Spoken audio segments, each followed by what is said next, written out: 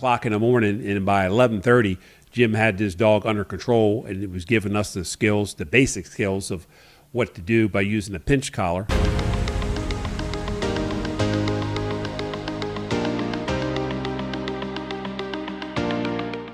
Hey, Bob Carr with the Bob Carr Show. In the studio today, I have Mr. Jim and his little girl.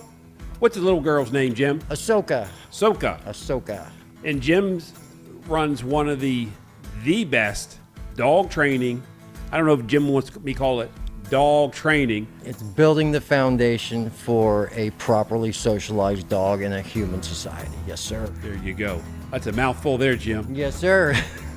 But I met Jim a couple years ago. We got a puppy at our house and was giving us a handful, golden retriever, and I reached out to Jim, said, "Is there any way you could help me with that?" And he was like, "Oh yeah, that's not a problem." Jim shows up on a Friday I think it was 11 o'clock in the morning, and by 11:30, Jim had this dog under control, and it was giving us the skills, the basic skills of what to do by using a pinch collar. But Jim, I'm taking up all the time. How in the world did you get this skill? So, family. I was first introduced to dogs when I was extremely young, but in '88, I came out here from California, and my uncle was at the time the head trainer for Baltimore County Sheriff's Department's Canine Division. So rather than have me running the streets on the weekends, he would have me out in the fields working dogs. The love affair began from there, and I dabbled in it on and off for the next 10 years. In 2001, I met a retired Marine out in Annapolis, and I went training with him.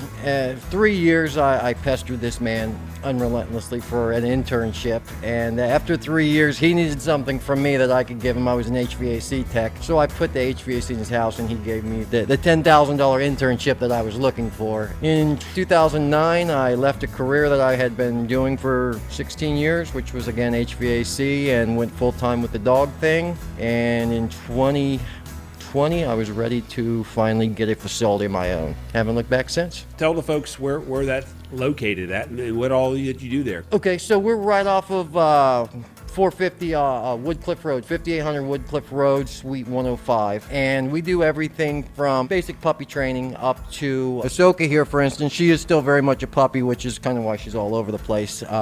Not even quite a year yet. She is able or learning to detect migraine headaches prior to their onset. So we do scent detection, we do search and rescue, we do tracking, but we also do agility and fun things like that. Most people that come to train with us end up staying for years.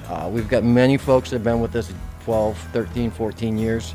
We call them lifestyle trainers, and that's rather than go to the gym, they bring their dog and they come and they work their dog. I do behavioral modifications, so dogs with anxiety, reactivity, aggression. Have you ever had a dog that you couldn't get across to? I have. Yeah. It's not often, because dogs in general, once you understand how they think, they're all pretty much, there's similarities in all of them. But over the years, I've worked with thousands. I'd say there was probably 2 or 3 that I can tell you that just couldn't get across. I just couldn't get across to. Yeah, I always reach out to other trainers just to make sure that it's just not something I'm missing. Gotcha. I've had one dog that was just, for lack of better words, stupid. He was just the dumbest dog in the world.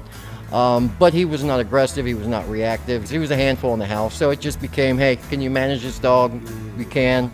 Enjoy him. He's just, on the lower end of the spectrum as far as intelligence goes. I gotcha. So but few and far between. So sometimes you have a challenge. Sure, absolutely. So you ever have good and bad days when folks come in and expect too much out of you? Oh, absolutely.